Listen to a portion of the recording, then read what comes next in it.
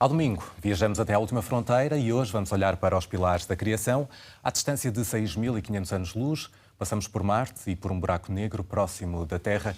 É por aí que começamos. Miguel Gonçalves, muito bom dia. Bom dia, pela explosão de raios gama, mais poderosa até hoje registada, e pelo buraco negro que se acredita estar mais próximo da Terra. Isto foi uma semana cósmica que começa literalmente de forma bombástica. Bombástica mesmo. E olha, começa, no fundo, há 15 dias. Eu estava aqui neste estudo a apresentar a última fronteira e estava longe de imaginar, eu e todos os astrónomos do planeta, que a Terra, o sistema solar, estava a ser varrido por uma autêntica corrente de raios-x e raios gama.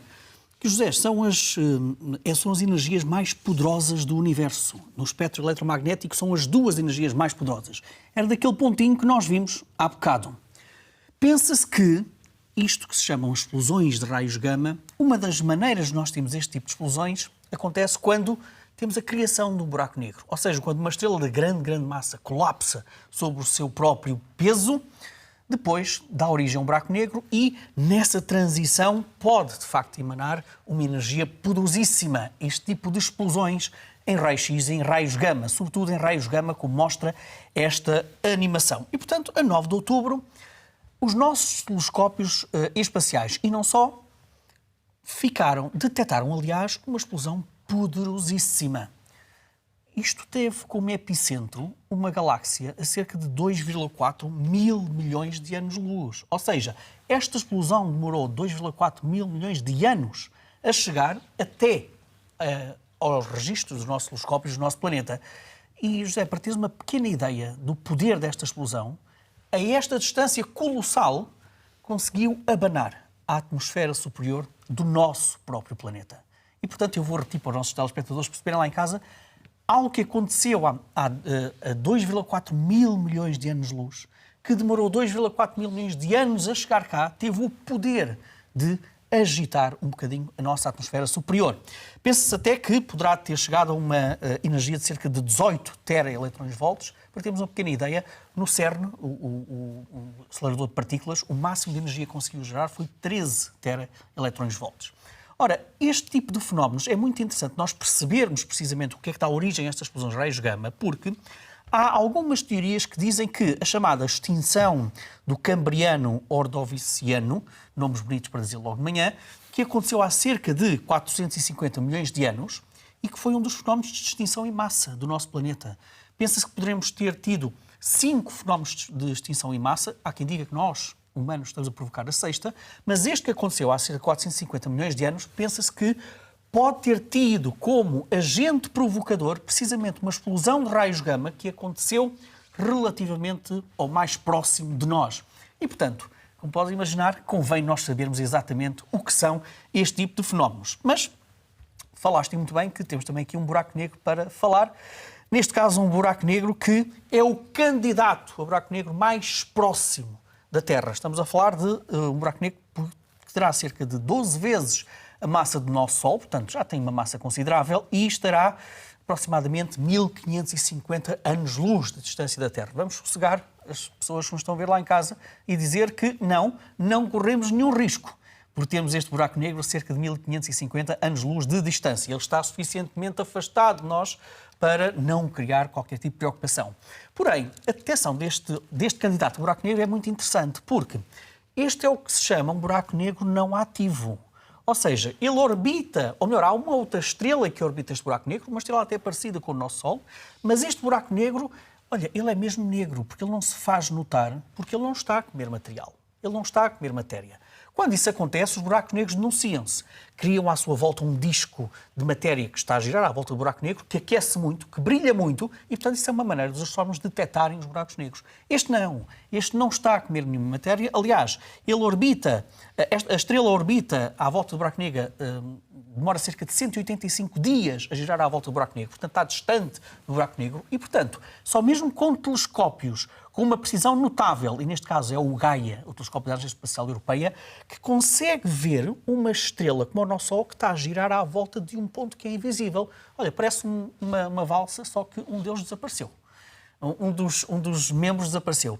Portanto, os astrónomos pensam que este tipo de buracos negros que não são ativos poderão existir cerca de 1 milhão destes buracos negros na nossa Via Láctea que só são detectados através das medições muito precisas das estrelas que giram à sua volta, porque eles não se denunciam.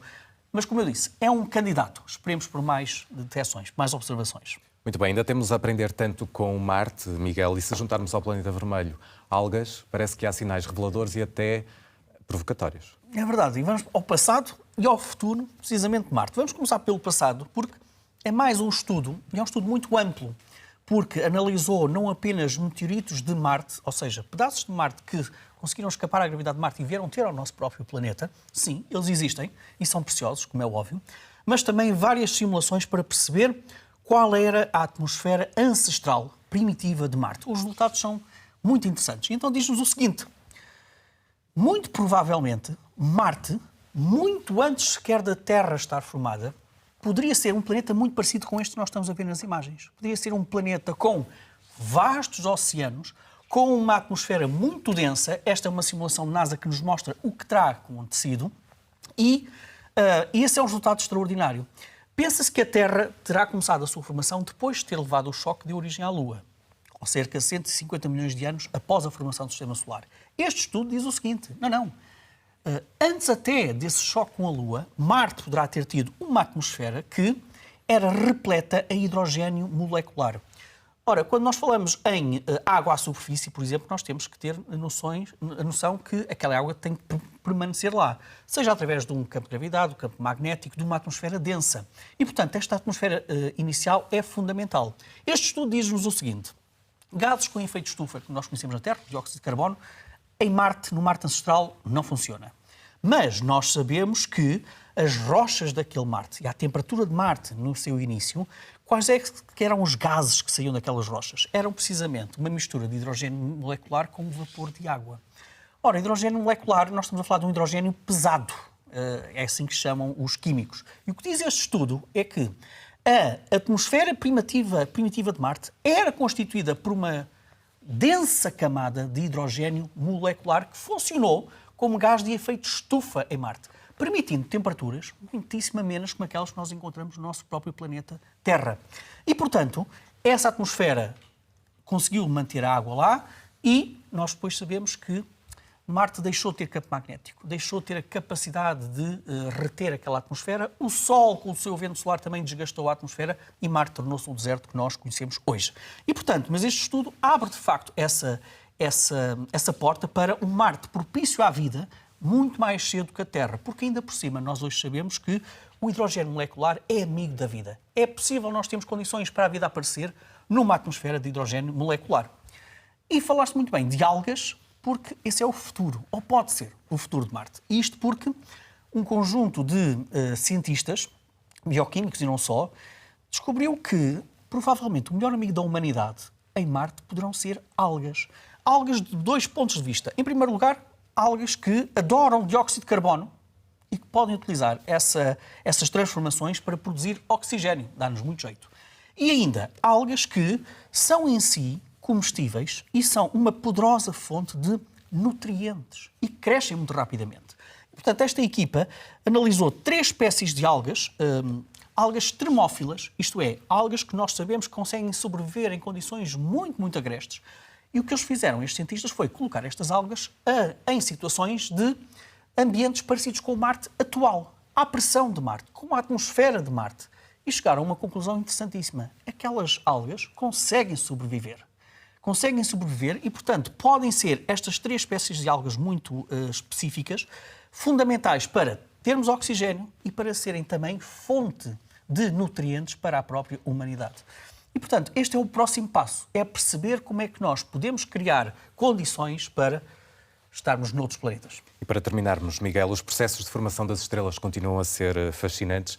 Os pilares da criação voltam a revelar-se com imagens mais detalhadas. Estávamos quase todos à espera que o James Webb se focasse naquilo que é uma das regiões mais icónicas dos astrónomos e das regiões próximas aqui do nosso planeta. Próximas, estamos a falar de 6.500 anos-luz de distância. E então é uma viagem até aos pilares da criação. Aquilo que nós vamos ver É uma imagem de nebulosas, de autênticas torres, de grandes concentrações de nuvens, de poeira, de gases, e que por trás, e aí o James Webb é fundamental, porque o James Webb trabalha no infravermelho, consegue ver o que está por trás daquelas torres. Mostra-nos enormes estrelas gigantes, que com os seus ventos, José, desgasta todas aquelas torres de nuvens e poeiras que nós estamos a ver. O que nós estamos a ver é uma imagem temporária. Temporária porquê? Porque aqueles ventos daquelas estrelas poderosas vão desgastar estas torres de nuvens e poeiras e, durante milhões de anos, vão consumir toda esta zona. Mas é ali que são formadas estas estrelas. É nestas concentrações de nuvens escuras que se formam as estrelas. Isto é uma parte da nebulosa de Águia que o Hubble, por exemplo, conseguiu fotografar sempre com imagens belíssimas. Mas o Hubble não conseguia penetrar ali naquelas camadas de nuvens e de poeira e de gás. E o Webb dá-nos isso. Miguel Gonçalves, está feita esta viagem até à última fronteira. Obrigado e até para a semana. Nós fazemos mais uma pausa no Bom Dia Portugal. Regressamos à hora certa com as notícias atualizadas e esperamos por si. Até já.